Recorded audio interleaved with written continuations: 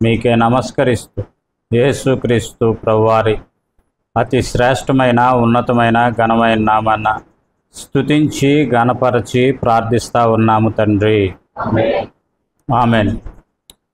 కాబట్టి మనం ఇక్కడ చూస్తూ వచ్చాం, గత వారం మనం చూస్తూ వచ్చాం, ఈ యొక్క నయమాను అనేటటువంటి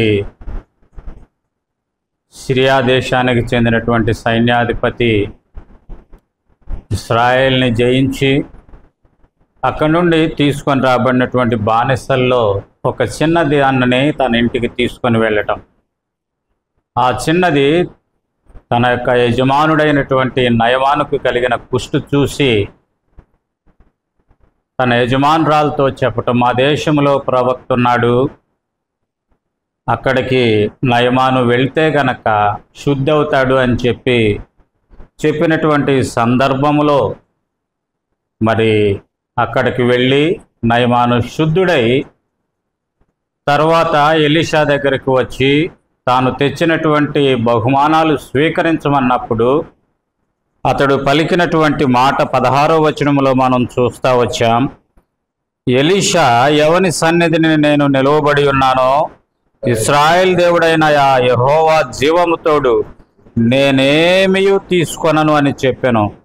నయమాను అతనిని ఎంతో బ్రతిమాలినను అతడు కాబట్టి ఎంతో బ్రతిమాలినను అతడు ఒప్పకపోయెను అనేటటువంటి మాట మనం అక్కడ చూస్తూ ఉన్నాం.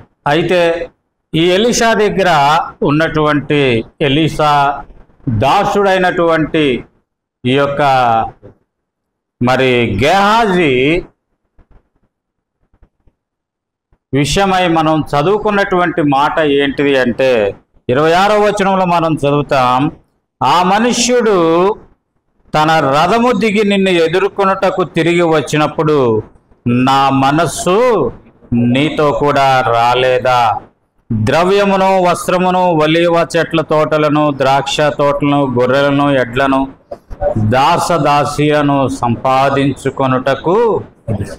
కాబట్టి నయమాను ఎంత బ్రతిమాలినప్పటికీ కూడా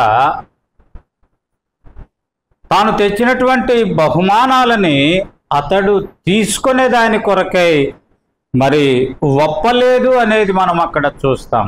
అయితే అతనితో ఉంటూనే అతను చేస్తూ ఉన్నటువంటి కార్యాలు చూస్తూనే ఎలీషాతో కలిసి జీవిస్తూనే అతని దగ్గర తర్ఫీదు పొందుతూనే కూడా ఎలీషా మనస్సును తాను కలిగి లేనట్లుగా మనం అక్కడ చూస్తూ ఉన్నాం. ఆ కారణం చేత మనం అక్కడ జరిగినటువంటి కొన్ని విషయాలు మనం చూస్తూ వచ్చాం. గెహాజీ జీవితంలో కొన్ని కార్యాలు ఏంటిది అంటే మనం అక్కడ చూసాం. 20వ వచనములో దేనినైతే ఎలీషా నిరాకరిస్తూ వచ్చాడో దాని యందు అతడు ఆశపడినట్లుగా మనం చూస్తూ ఉన్నాం. కాబట్టి మొదటి మాటగా ఆశపడినటువంటి గెహాజీ అనేది మనం అక్కడ చూస్తూ వచ్చాం. రెండవదిగా 22వ వచనానికి వచ్చేటప్పటికీ తన దగ్గరికి ఎలీషా దగ్గరికి అనుకోని రీతిగా అతిథులు వచ్చారు. నాకు వద్దన్నటువంటి ఎలీషా మరి కొన్ని వస్త్రాలు ఇవి తీసుకొని రమ్మన్నాడని అబద్ధమాడినట్లుగా మనం అక్కడ చూస్తూ ఉన్నాం. రెండవ మాటగా అబద్ధమాడిన గెహాజీ అనేది మనం అక్కడ చూస్తూ ఉన్నాం. మూడవది మాటగా మనం అక్కడ చూస్తాం, అవి తీసుకొని వచ్చి ఏ ఇంటిలో అయితే ఎలీషా గెహాజీ వారితో మరి తర్ఫీదులో ఉన్నటువంటి సేవకులు ఉంటూ వచ్చారో ఆ ఇంటిలో మెట్ల కిందకి వాటిని తీసుకొని వచ్చి దాచిపెట్టి తద్వారా ఆ ఇంటిని అపవిత్రపరచినట్లుగా మనం చూస్తూ ఉన్నాం. దేవుని ఇంటిని లేదా దేవుని సన్నిధిని లేదా తన యజమానుడైనటువంటి గెహాజీ ఉంటా ఉన్నటువంటి ఆ ఇంటిని గెహాజీ అపవిత్రము చేసినట్లుగా మనం చూస్తూ ఉన్నాం. అపవిత్రపరచిన గెహాజీ. తద్వారా ఎలీషా పలికినటువంటి మాట నా మనస్సు నీతో కూడా రాలేదు. తన యజమానునికి ఆవేదన కలిగించినటువంటి గెహాజీ అనేది 4వ మాట. ఆవేదన అనేది 4వ మాటగా మనం చూస్తాం. ఆ తర్వాత ఈ యొక్క ఎలీషా ఏమంటాడు అంటే గెహాజీతో, గెహాజీ, నువ్వు ఎవరి దగ్గర నుంచి అయితే ఈ బహుమానాలు తీసుకున్నావో అతనికి వదిలిపోయినటువంటి కుష్టు నీకును నీ సంతతికిని సదాకాలము కలిగి ఉండును గాక అంటాడు. తద్వారా అవమానము తాను పొందినట్లుగా మనం చూస్తాం. కాబట్టి ఇక్కడ 5 మాటలు ఏంటిదంటే ఆశ కలిగిన గెహాజీ, అబద్ధమాడినటువంటి గెహాజీ, తర్వాత దేవుని సన్నిధిని అపవిత్రపరిచినటువంటి గెహాజీ, తర్వాత దేవుని దాసునికి ఆవేదన కలిగించిన గెహాజీ, తర్వాత అవమానము పొందినటువంటి గెహాజీ అనేది మనం చూస్తాం. తద్వారా తాను ఆశపడటము ద్వారా తన యజమానుడు ఏదైతే వద్దంటూ వచ్చాడో తాను ఎంత బ్రతిమాలినను అనేటటువంటి మాట మనం గమనించాల్సింది. ఎంత బ్రతిమాలినను, బహుశా ఎంతగా బ్రతిమాలాడు. కారణం ఏంటంటే తనకు కలిగినటువంటి ఆ కుష్టు తనను సమీపించడానికి కూడా ఎవరు ఇష్టపడనటువంటి దేహము కలిగినటువంటి నయమాను, కుళ్ళు కంపుతో కుళ్ళిపోతా ఉన్నటువంటి శరీరము కలిగినటువంటి జీవితము కలిగినటువంటి ఆ నయమాను యొక్క దేహము ఎలా మార్చబడింది అంటే చిన్న పిల్లవాని దేహం వలె మార్చబడింది. ఆ మార్చబడినటువంటి దానికి కృతజ్ఞతగా తను తీసుకువచ్చినటువంటి ఆ బహుమానాలు తీసుకోయా అంటే ఎంత బ్రతిమాలినా అతడు ఒప్పలేదు అనేది మనం అక్కడ చూస్తాం. ఈ విషయాలన్నీ బహుశా గెహాజీ ప్రక్కనే ఉండి తాను చూస్తూ ఉంటాడు. అందుకనే అక్కడ వ్రాయబడిన మాట ఏంటంటే నా యజమానుడు, అంతటా దైవజనుడు 20వ వచనంలో మనం చూస్తాం. చూడండి, నా యజమానునికి మనస్సు లేకపోయాను గాని యెహోవా జీవముతోడు నేను పరిగెత్తి. కదండి, ఈనాడు విశ్వాసులంగా అనేక పర్యాయాలు, దేవుని బిడ్డలంగా అనేక పర్యాయాలు గెహాజీ వలె పాపము కొరకై పరిగెత్తే వారంగా మనం ఉంటాము. పాపము కొరకై పరిగెత్తే వారంగా, తద్వారా మన జీవితాలను నష్టపరుచుకునేటటువంటి వారంగా మనం ఉంటా ఉన్నాం. కాబట్టి మనం చూసాము ఆ దినాన్న, మొదటిది దైవజనునికి లేని మనస్సు. రెండవదిగా మనం అక్కడ చూస్తూ వచ్చాము దానియేలు గ్రంథంలో నుంచి దేవుని ఇంటిలో ఉన్నటువంటి ఆ పవిత్రమైనటువంటి ఆ ఉపకరణాలని అపవిత్రపరచిన కారణం చేత దేవుడు మెనే టెకెల్ ఫార్సిన్ అనేటటువంటి మాట పలికినట్లుగా మనం చూస్తాం. అక్కడ కూడా దానియేలుకి ఆ రాజు అంటాడు, అయ్యా ఇదిగో ఈ రాత ఏంటో అర్థం కావట్లే, ఈ రాత బాగు నాకు చెప్పు, నాకు చెప్తే నీకేమిస్తాను, ఊదా రంగు వస్త్రాలు ఇస్తా, 3వ వంతు భూభాగాన్ని నీకు ఇచ్చేస్తా అంటే దానియేలు ఏమంటూ వచ్చాడంటే నాకు అక్కరలేదు, నువ్వు ఉండేది చూసుకో అన్నట్లుగా చెప్పాడు. గజ వణికిపోతూ అతడు కుప్పకూలినట్లుగా మనం చూస్తాం. మూడవదిగా గనక మనం గమనిస్తే గనక దేవుని మాటకు విరుద్ధంగా జీవించినప్పుడు అదే రకమైనటువంటి ఫలితాలు మన జీవితాల్లో మనం చూస్తాం.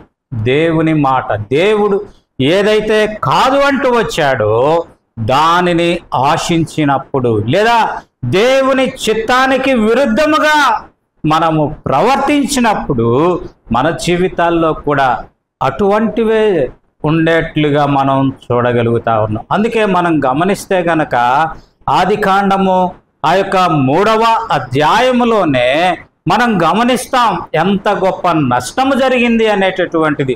రండి చూద్దాం, 2-3 మాటలు మనం అక్కడ చూడటానికి ప్రయత్నం చేద్దాం. అక్కడ దేవుడు చెప్పాడు,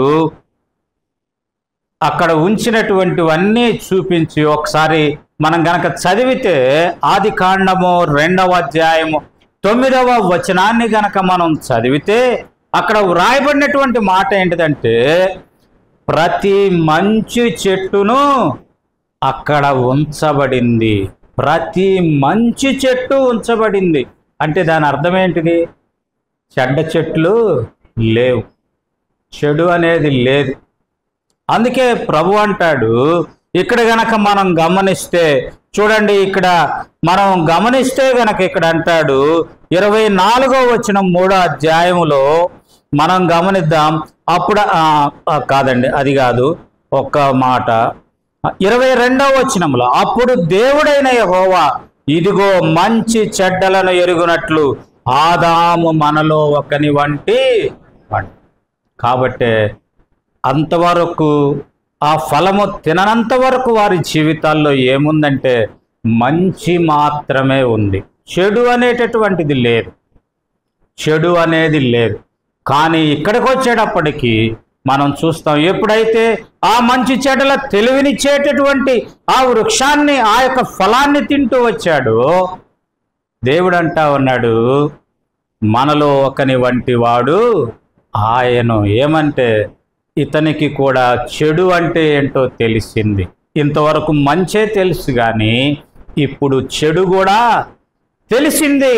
కాబట్టే దానిని వెళ్ళగొట్టాలి అనేటటువంటిది మనం చూస్తా ఉన్నాం. తత్ఫలితంగా ఆ యొక్క ఫలాన్ని తిన్నటువంటి ఆ ఫలితంగా అక్కడ మనం గమనించేది ఏంటంటే ఆదాము అవ్వల యొక్క జీవితాల్లో జరిగినటువంటి కార్యాలు.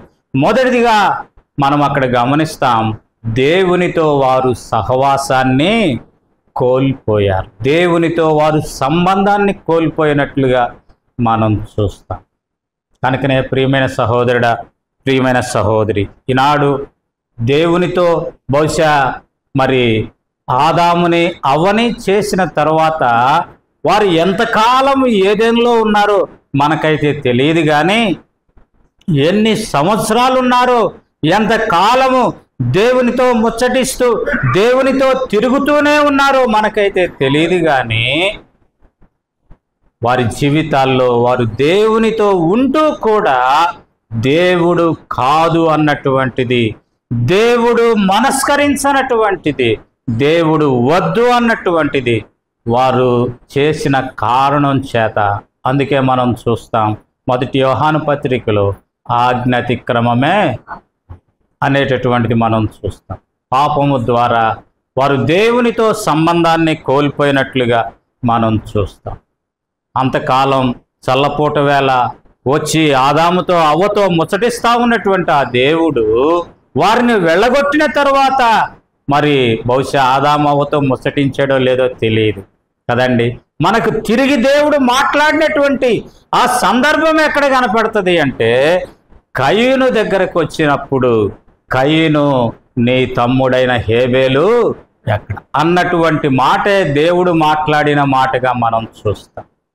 అంటే ఎంతటి గ్యాప్ అనేది దేవునికి వారికి మధ్య వచ్చినట్లుగా మనం చూస్తాం. కనుక ప్రియమైన సహోదరుడా, ప్రియమైన సహోదరి, దేవునితో సంబంధాన్ని నీవు కలిగి ఉంటా ఉన్నావా, లేక దేవునికి దూరమైనటువంటి స్థితిని నీవు కలిగి ఉంటా ఉన్నావా? ఉదయకాలాన్నే దేవుడు నీతో మాట్లాడగలుగుతా ఉన్నాడా? దేవుని వాక్యము ద్వారా లేదా దేవుని సన్నిధి ద్వారా నీతో దేవుడు మాట్లాడేటువంటి ఆ యొక్క హృదయం, ఆ మనస్సు నీవు కలిగి ఉంటా ఉన్నావా? లేకపోతే దేవునికి అయిష్టమైనటువంటి జీవితం, దేవునికి విరుద్ధమైనటువంటి జీవితం, దేవుడు ఏదైతే కాదు అంటూ వచ్చాడో దేవుని చిత్తానికి విరుద్ధమైనటువంటి కార్యాలు చేయటం ద్వారా దేవునికి దూరమైన పరిస్థితి కలిగి ఉంటా ఉన్నావు అనేది ప్రశ్న. రెండవదిగా వారి జీవితాల్లో కలిగి ఉన్నటువంటిది ఏంటి అంటే, రెండవదిగా వారు పొందినటువంటి నష్టం ఏంటి అంటే వారు ఏదేనులో నుండి వెళ్ళగొట్టబడినట్లుగా మనం చూస్తాం. దేవునితో సంబంధాన్ని కోల్పోయారు.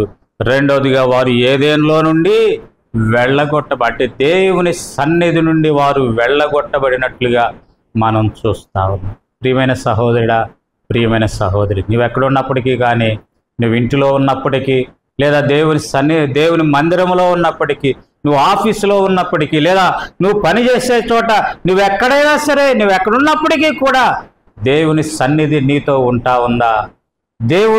దేవుడిని కలిగినటువంటి అనుభవం నీవు జీవించగలుగుతా ఉన్నావా లేదా అనేదే ప్రశ్న. దేవుని సన్నిధి ఉంటే దేవునికి విరుద్ధమైన కార్యాలు మనం ఎక్కడున్నప్పటికీ కానీ చేయలేం. మనం ఇంట్లో ఉన్న దేవునికి విరుద్ధ కార్యాలు చేయలేం, నువ్వు పొలంలో ఉన్న దేవునికి విరుద్ధమైన కార్యాలు చేయలేం, లేదా మరి ఆఫీసులో ఉన్న దేవునికి విరుద్ధమైన కార్యం చేయలేం. కారణం ఏంటంటే దేవుని సన్నిధి తనతో ఉంది. మీకు అంతకుముందు చెప్పాను అనుకుంటా, హెడ్ కానిస్టేబుల్ తాను దేవుణ్ణి అంగీకరించిన తర్వాత పోలీస్ స్టేషన్లో మీ అందరికీ తెలుసు, సహజంగా ఈ యొక్క పండగ దసరానో ఏదో వచ్చినప్పుడు వారు ఆ యొక్క దసరానో దీపావళిలో మొత్తం మీద ఈ పండగ ఒకటేదో వచ్చినప్పుడు దీపావళిని ఆ యొక్క తుపాకులు ఇవన్నీ కూడా శుభ్రపరిచి పూజలు చేయటం వారికి అలవాటు. దసరానేనా? దసరా పూజలు చేయటం వారికి అలవాటు. పూజలు చేసిన తర్వాత అక్కడికి వచ్చినటువంటి కొబ్బరికాయలు అవన్నీ తీసుకుని వచ్చి అందరికీ పెడుతూ తనకు కూడా పెడితే తాను తీసుకోలే. ఏంటిదయ్యా, ఎందుకు తీసుకోవటం లేదు అంటే తను చెప్పాడంట, అయ్యా అంతకుముందు నేను లోక సంబంధమైనటువంటి వ్యక్తిని, ఇప్పుడు నేను నా దేవుని సంబంధమైన వ్యక్తిని, కాబట్టి నేను తీసుకొని, ఈ చెయ్యి నా దేవునిది కాబట్టి ఈ చేత్తో నేను తీసుకోలేను, ఈ నోరు నా దేవునిది కాబట్టి ఈ నోటితో నేను తినలేను విగ్రహార్పితాలు అని అతడు చెప్పాడు. కాబట్టి ప్రియమైన సహోదరుడా, ప్రియమైన సహోదరి, ఈ నోరు దేవునిదైతే, ఈ నోరుతో ఆరాధిస్తూ ఉన్నటువంటి నీవు, ఈ నోరు దేవునిదైతే ఈ నోటితోనే అపవిత్రమైన మాటలు కానీ అపవిత్రమైనటువంటి వాటిని ఉచ్చరించటానికి కానీ నీవు ఇష్టపడతా ఉంటే మనల్ని మనం ఒకసారి పరీక్షించుకోవాలి. దేవుని సన్నిధి మనం కలిగి ఉంటా ఉన్నామా, దేవునితో మనం ఉండగలుగుతా ఉన్నామా లేదా అనేటటువంటి. మూడవదిగా మనం గమనిస్తే గనక ఈ ఆదాము హవ్వల యొక్క జీవితంలో, వారి జీవితంలో ప్రభు వారిని ఎందుకు వారితో చెప్పినటువంటి మాట ఏంటంటే ఈ సమస్తమైన వాటిని ఏలుడి అని చెప్పాడు. అవునా? వీటిని ఏలుదురుగా కాని పలికాడు. ఏలాల్సినటువంటి వారేం చేస్తున్నారు? ఏలుబడి చేయాల్సిన వారు సాగుబడి చేస్తా ఉన్నారు, చెమట కారుస్తా ఉన్నారు. ఏలుబడి చేయాల్సిన వాళ్ళు సాగుబడి చేస్తా ఉన్నారు. ఆ భూమిని ఏం చేయాలన్నాడు? సేద్యపరచి నీ చెమట కారేంత వరకు కదండి. ఏలుబడి చేసేవాళ్ళు ఎట్లా ఉంటారు? ఏలుబడి చేసేవాళ్ళు ఎక్కడుంటారు? చక్కగా హుందగా సింహాసనం మీద కూర్చొని అజ్జయ్ ఇజ్జయ్ ఇజ్జయ్ అంటారు. కానీ ఏలుబడి చేయాల్సిన ఆ స్థాయి నుండి ఇతడు ఎక్కడికి వచ్చాడు?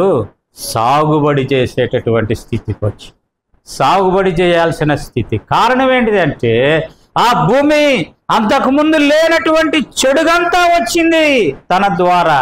ఆ భూమి ముండ్ల తొప్పలనిచ్చింది, గచ్చ పొదలిచ్చింది, వాటన్నిటినీ తీసివేసి సాగు చేయాల్సిన పరిస్థితి, సాగు చేయాల్సినటువంటి పరిస్థితి. ప్రియమైన సహోదరుడా, ప్రియమైన సహోదరి, ఈనాడు ఇందాక మనం వింటా వచ్చాం ఆరాధన వర్తమానం, రాజులైన యాజక సమూహం కదా. యాజకులు కాళ్ళు చేతులు కడుక్కొని ఆ రీతిగా ప్రవేశించాలి పరిశుద్ధ స్థలములోనికి అనేది కదా.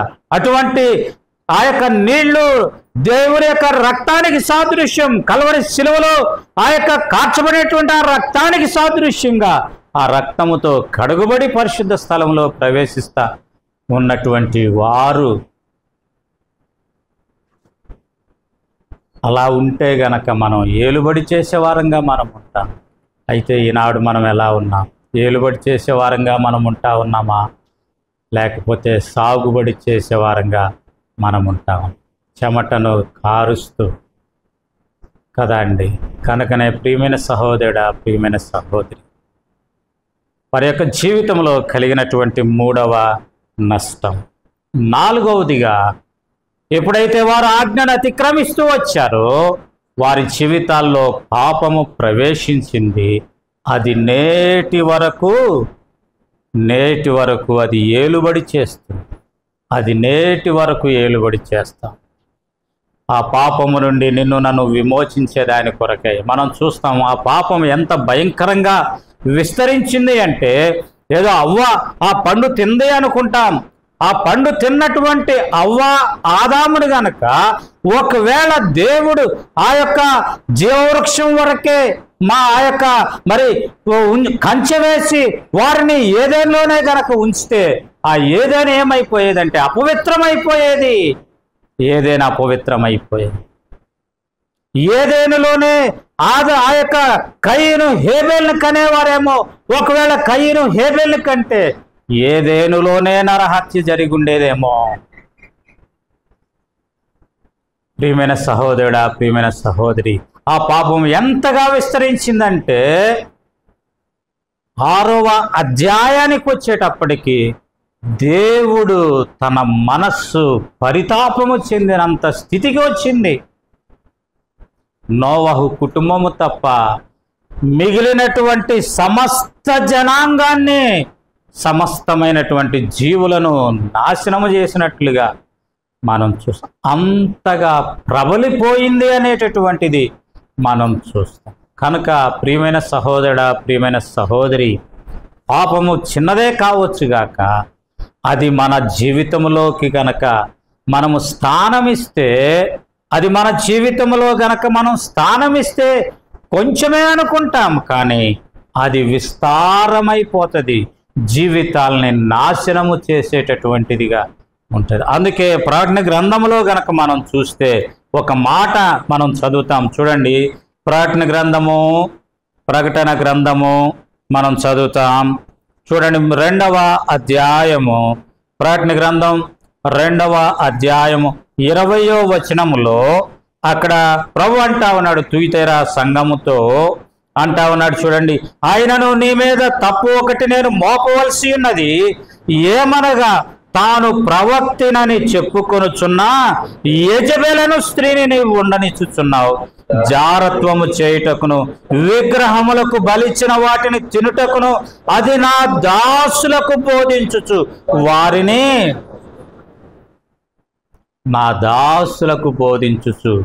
వారిని ఏం చేస్తా ఉంది? మోసపరుస్తుంది. ఎక్కడండి ఇది ఉంది? ఎక్కడుంది యెజబెల్ అంటే? దేవుని సంఘములో. అందుకే ప్రభు అంటా ఉన్నాడు, ఇదిగో అపవిత్రమైనది సంఘములో ఉంది, అపవిత్రమైనది సంఘములో ఉంది. యెజబెల్ సంఘములో ఉంది. అదేం చేస్తా ఉందంటే దాన్ని ఉండనిచ్చిన కారణం చేత నా దాసుల్ని పాడు చేస్తుందయ్యా, నా బిడ్డల్ని పాడు చేస్తుంది.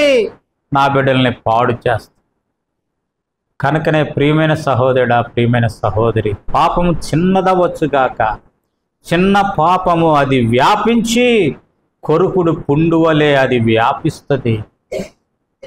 అందుకే మనం చూస్తాం, క్యాన్సర్ చిన్న కణముతోనే ఆరంభమవుతుంది.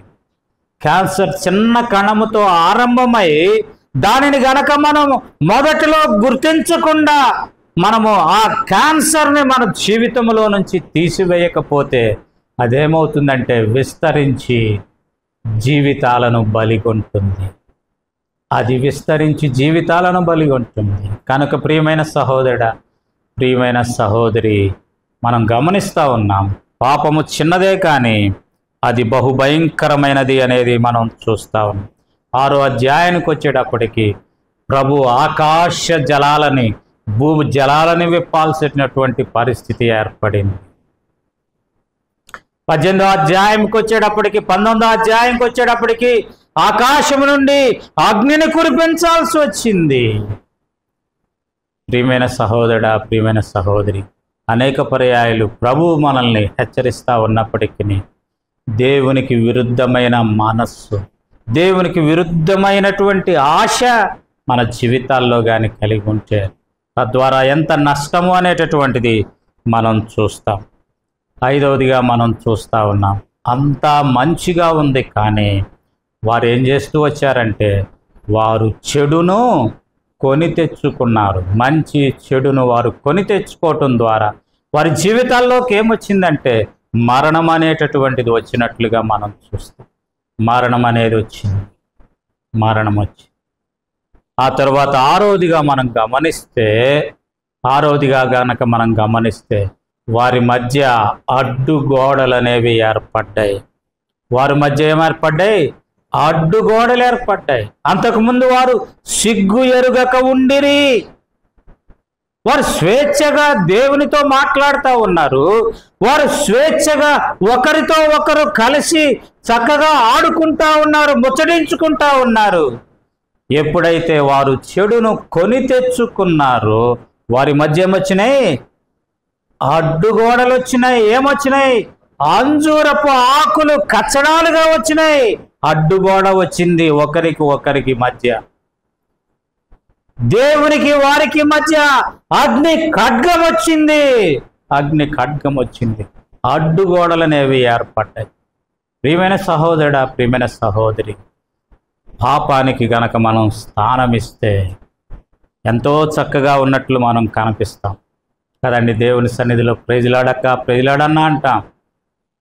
కానీ లోపల మన జీవితంలో గనక పాపం ఉంటే, యెజబెల్ ఉంటే మన జీవితాల్లో అడ్డుగోడలు అనేవి చెరచబడటం అనేటటువంటిది మనం గమనిస్తాం. కనుకనే ప్రియమైన సహోదరుడా, ప్రియమైన సహోదరి, తర్వాత మనం గమనిస్తే గనక 7వదిగా వారి జీవితంలో అపారమైనటువంటి నష్టం వారి జీవితంలో కలిగినట్లుగా మనం చూస్తాం. తర్వాత వారు కన్నటువంటి బిడ్డను కోల్పోయినట్లుగా మనం చూస్తాం. బిడ్డను కోల్పోయినటువంటి ఆ వేదనను వారు అనుభవించాల్సినటువంటి స్థితి హేబేలును వారు కోల్పోతూ వచ్చారు. ఎంత భయంకరమైన పరిస్థితి కదండి. అన్నదమ్ములే ఒక రక్తం పంచుకొని పుట్టినటువంటి వారే, ఒక్క చోటే పెరిగినటువంటి వారే, ఒక్క తల్లిదండ్రుల దగ్గరే మరియు జీవించినటువంటి వారే, ఒక గర్భం నుండి బయటికి వచ్చినటువంటి వారే, అటువంటి వారే శత్రువులైపోయారు. హత్య అనేది అక్కడ జరిగినట్లుగా మనం చూస్తాం. ప్రియమైన సహోదరుడా, ప్రియమైన సహోదరి, పాపము అనేటటువంటిది దేవుని చిత్తానికి విరుద్ధమైనటువంటి మనస్సు అనేటటువంటిది ఎంత భయంకరమైనటువంటిదో మనం అక్కడ చూడగలుగుతాం. కనుక ప్రియమైన సహోదరుడా, ప్రియమైన సహోదరి, అందుకే మనం ఇక్కడ చూస్తాం. చూడండి, 11వ అధ్యాయములోనే, ఆదికాండములో 11వ అధ్యాయములోనే, ఇక్కడ మనం 3వ అధ్యాయం వచ్చేటప్పటికి వారు మన వంటి వారయ్యాడు కాబట్టి నరుడు నీవు మన్నే గనక మన్నైపోతావని అక్కడ ప్రభువు చెప్పాల్సి వచ్చింది. ఏదేలో నుండి వారిని బయటికి వెళ్ళగొట్టాల్సి వచ్చింది.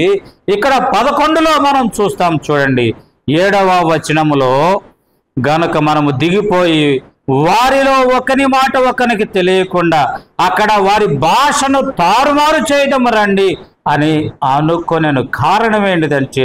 కారణం ఏంటిదంటే మనం అక్కడ చూస్తాం. చూడండి, 4వ వచనములో, మరియు వారు మనము భూమి అందంతటా చెదిరిపోకుండా ఒక పట్టణమును, ఆకాశమునంటూ శిఖరము గల ఒక గోపురం. దేవుడు మానవుని ఎందుకు సృజించాడు అంటే, మానవుని సృజించినప్పుడు దేవుడు చెప్పినటువంటి మాట లేదా వాటిని ఆశీర్వదించినటువంటి విధానం ఏంటిదంటే, మీరు ఫలించి అభివృద్ధి పొంది విస్తరించి ఏం చేయాలా?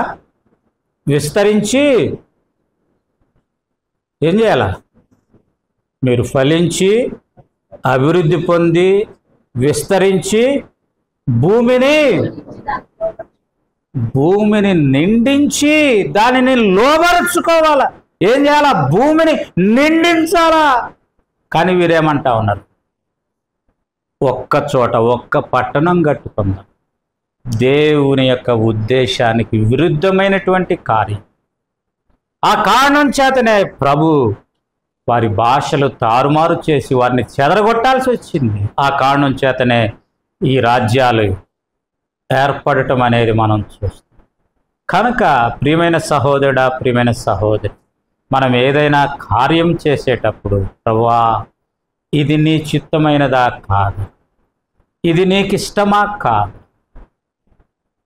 ప్రభువా నేను నీ చిత్తములో ఉన్నానా లేదా అనేటటువంటిది గ్రహించినటువంటి వారముగా మన జీవిత యాత్ర కొనసాగించాలి అనేది దేవుని యొక్క ఉద్దేశంగా మనం చూస్తాం. ఒకవేళ అలా కాకుండా దేవుని దాసుని మనస్సుకు విరుద్ధమైన మనస్సు కలిగి, దేవుని సన్నిధికి విరుద్ధమైన మనస్సు కలిగి, దేవుని ఉపకరణాలని ఉపయోగించే విధానము కలిగిన వారంగా, లేదా దేవుని చిత్తానికి దేవునికి విరుద్ధమైనటువంటి మనస్సు కలిగి జీవితాలు కానీ ఒకవేళ ఉంటే ఆ గెహాజీ వలె నష్టం తనొక్కడే కాదండి, తనొక్కడే కాదు, నష్టపోయింది తానొక్కడే కాదు, తరతరములు. ఎంత గొప్ప నష్టం! హవ్వ తిన్నప్పుడు, ఆదాము తిన్నప్పుడు వారొక్కరే కాదు, సర్వభూమి ఎంత భయంకరమైనటువంటి పరిస్థితి! ఆ భయంకరమైనటువంటి ఆ పాపములో కొట్టుమిట్టాడుతూ అగ్ని వైపు పరిగెడుతూ ఉన్నటువంటి నేను ఆ జీవితాల నుండి, నిన్ను నన్ను ఆ పాపము నుండి, ఆ ఆజ్ఞ అతిక్రమము నుండి తిరిగి తన చిత్తములోనికి, తిరిగి తన స్వరూపములోనికి, తిరిగి తన మనస్సులోనికి, తిరిగి తన స్వారూప్యంలోనికి నిన్ను నన్ను తీసుకుని వచ్చేదాని కొరకై, తిరిగి తాను నివసించేటటువంటి తన స్థానములోనికి నిన్ను నన్ను తీసుకుని వచ్చేదాని కొరకై ఆ ప్రేమ కలిగినటువంటి ఆ ప్రభు ఆ కల్వరి శిలువలోనికి దిగి రావాల్సినటువంటి ఆ స్థితి, ఆ కల్వరి శిలువలో పొడవబడ్డాడు, ఆ కల్వరి శిలువలో వేలాడి తన శరీరంలో ఉన్నటువంటి ఆ రక్తమంతటిని తాను కాచినట్లుగా మనం అక్కడ చూస్తాం. తద్వారా తిరిగి నీవు నేను దేవుని మందిరములోనికి చేర్చబడ్డాం, తిరిగి నీవు నేను దేవుని విడలంగా చేయబడుతూ వచ్చాం, తిరిగి నీవు నేను దేవుని వాక్యాన్ని చేతబట్టుకోగలిగిన వారంగా నీవు నేను ఉంటూ వచ్చాం, తిరిగి నీవు నేను దేవుని మనస్సు కలిగినటువంటి వారం. అందుకే మనం చదువుతాం ఫిలిప్పీలకు రాసినటువంటి పత్రికలో, క్రీస్తు యేసుకు కలిగిన ఈ మనస్సు మీరును కలిగి ఉండుడి. కాబట్టి ప్రియమైన సహోదరుడా, ప్రియమైన సహోదరి, ప్రశ్న ఏంటి అంటే ఆ క్రీస్తు మనస్సు మన జీవితాల్లో ఉందా? లేక ఒకవేళ మనస్సు చెరపబడి గెహాజీ వలె నష్టాన్ని పొందుతా ఉన్నావా? లేక ఆదాము అవ్వల వలె చెరపబడి ఏదేనిలో నుంచి వెళ్ళగొట్టబడినటువంటి జీవితం కలిగి ఉంటా ఉన్నావా? లేక యెజబెల్ని నీ జీవితంలో ఉంచుకుంటూ, అక్కడ చెప్పబడినటువంటి మాట ఏంటిదంటే నీవు మారు మనస్సు పొందితేనే సరే అనేటటువంటి అక్కడ మనం చదువుతా ఉన్నాం. ప్రియమైన సహోదరుడా, ప్రియమైన సహోదరి, ఎలా ఉంది మన జీవితం? ఎటువంటి ఆశతో మన జీవితాలను మనం కొనసాగిస్తూ ఉన్నాం? కీర్తనకారుడి యొక్క ఆశ ఏంటిది అంటే, దేవా నేను ఎక్కలేనంత ఎత్తైన కొండను నన్ను ఎక్కించాయి, ఆ స్థాయికి ప్రభు నిన్ను నన్ను తీసుకుని వెళ్ళాలి అని ఆశపడుతూ ఉంటే అనేక పర్యాయాలు ఈ లోక సంబంధమైన ఆశ, ఈ లోక సంబంధమైనటువంటి మనస్సు, ఈ లోక సంబంధమైనటువంటి వాటి వైపు చూస్తూ మన జీవితాలను సాతానుడు అవ్వను మోసపరిచినటువంటి రీతిగా వారు తన పోలిక చొప్పున, తన స్వరూపం దేవుని పోలిక, దేవుని స్వరూపములో చేయబడినటువంటి వాళ్ళు ఎలా దేవతలుగా స్థాయి దిగజార్చబడి దేవునికి దూరమైన స్థితి, ఏదైనా నుండి వెళ్ళగొట్టబడిన స్థితి కలిగి ఉంటా ఉన్నారు. అటువంటి స్థితి ప్రియమైన సహోదరుడా, ప్రియమైన సహోదరి, ఎలా ఉంది నీ జీవితం? పరిశీలన చేసుకుందాం, పరీక్షించుకుందాం. రండి, మోకరిద్దాం. ప్రభు వలన సమీపించక ముందు ఎలా ఉంది మన మనస్సు? క్రీస్తు యేసుకు కలిగినటువంటి ఆ మనస్సు, లేదా దైవజనుని కలిగినటువంటి ఆ మనస్సు, లేదా దేవుని సన్నిధి కలిగినటువంటి ఆ మనస్సు మనం కలిగి ఉంటా ఉన్నామా, లేక విరుద్ధమైనటువంటి మనస్సు కలిగి నష్టానికి మన జీవితంలో స్థానం ఇస్తా ఉన్నాం? ఎలా ఉంది మన జీవితం? పరిశీలన చేసుకుందాం, పరీక్షించుకుందాం, ప్రభు దగ్గర క్షమాపణ కోరదాం. ఒకవేళ ఏదైనా పొరపాటు తప్పిదం ఉంటే, నష్టానికి కారణమైన మన జీవితంలో ఉంటే ప్రభు సన్నిధిలో క్షమాపణ కోరదాం. క్షమాపణ కోరు, ప్రభా క్షమించయ్యా, నీ రక్తంతో కడుగు అంటూ ఏ రీతిగా అయితే ఆ గంగాళములో ఉంచబడినటువంటి రక్తానికి సాదృశ్యమైనటువంటి ఆ నీటితో అహరోను తన బిడ్డలు వారి యొక్క చేతులు పాదాలు కడుక్కొని పరిశుద్ధ స్థలములోనికి వారు ప్రవేశిస్తూ వచ్చారు, అదే రీతిగా ప్రభు కార్చినటువంటి ఆ రక్తముతో మనం హృదయాన్ని కడుక్కొని ప్రభు బలను సమీపించేదాని కొరకై మనం సిద్ధం. ప్రియమైన సహోదరుడా, ప్రియమైన సహోదరు, ఒకవేళ నీవింకా యేసు ప్రభుని తన సొంత రక్షకునిగా అంగీకరించి ఉండకపోతే, యేసుక్రీస్తు ప్రభువారి యొక్క మనస్సు నువ్వింకా పొంది ఉండనటువంటి పాప జీవితం నువ్వింకా కలిగి ఉంటే, ప్రియమైన సహోదరుడా, ప్రియమైన సహోదరి, ప్రభు చెప్తా ఉన్నాడు, ఇది మిక్కిలి అనుకూలమైన తరుణం, ఇదే రక్షణ దినం అని అంటా ఉన్నాడు. ప్రియమైన సహోదరుడా, ప్రియమైన సహోదరి, ఒకవేళ నీ జీవితంలో ఇంకా పాపం ఉంటే, పాప జీవితంలోనే కొనసాగుతూ ఉంటే, ప్రభు రాకడ సమీపించినటువంటి దినాలు మనం చూస్తూ ఉన్నాం. భయంకరమైన పరిస్థితులు, ఎక్కడ చూసినా నెమ్మది లేని స్థితి, ఎటు చూసినా యుద్ధ వాతావరణం, ఆకలితో అలమటించేటటువంటి పరిస్థితి. ప్రభు సూచించినటువంటి గురుతులన్నీ నెరవేర్చబడతా ఉన్నటువంటి ఈ తరుణంలో ప్రియమైన సహోదరుడా, ప్రియమైన సహోదరి, ఒకవేళ ప్రభు వస్తే నీ జీవితం ఏంటి? విడిచిపెట్టబడతావేమో, జాగ్రత్త. విడిచిపెట్టబడితే అగ్ని ఆరదు, పురుగు చావదుగా నీ జీవితం ఉంటుంది. ఒకవేళ క్షమాపణ పొందితే, ప్రభు మనస్సు కలిగి ప్రభుని నీ హృదయంలో చేర్చుకుంటే, ప్రభుతో కూడా నిత్యమైనటువంటి ఆ శ్రేష్టమైనటువంటి ఆ రాజ్యములో పాలు పంపులు పొందుతాం. సహోదరుడా, సహోదరి, ఇది మిక్కిలి అనుకూలమైన సమయం. ఇది రక్షణ దినం. ప్రభా, నేను పాపిని, నన్ను కనికరించు, కల్వరి శిలువలో నువ్వు కార్చినటువంటి ఆ రక్తముతో నా హృదయాన్ని శుద్ధీకరించు అని చిన్న మాట పలికితే ప్రభు నిన్ను కనికరిస్తాడు, నిన్ను క్షమిస్తాడు. ఆయన క్షమించడం సిద్ధమైన మనస్సు కలిగినటువంటి దేవుడు.